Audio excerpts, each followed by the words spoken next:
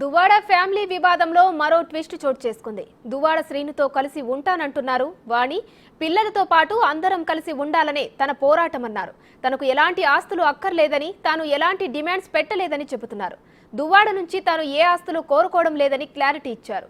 అందరూ కలిసి ఉంటేనే కుటుంబానికి సమాజంలో గౌరవం ఉంటుందని చెప్పుకొచ్చారు దువ్వాడ వాణి.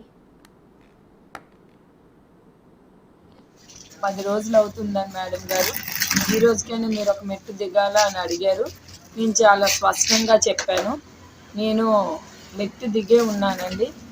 రాంగ్గా 4 డిమాండ్స్ 5 డిమాండ్స్ అని చెప్పేసి తప్పుడు ప్రచారం మీడియా ద్వారా తెలియజేస్తున్నారు. నాకు ఎలాంటి ఆస్తులు వద్దండి, నా పేరుని కానీ పిల్లల పేరుని కానీ అట్లాంటి ఆస్తులు కూడా మేము డిమాండ్ చేయడం లేదు. రాజకీయంగా నేను డ్యామేజ్ చేశాను అంటున్నారు. మాకు ఎలాగ డ్యామేజ్ చేయవలసిన అవసరం కూడా లేదు. నా రిక్వెస్ట్ ఒకటే, కండిషన్స్ రాయమని చెప్పండి ఆయనకి. ఒకే ఇంట్లో పిల్లలు మేము అందరము కలిసి ఉండాలి.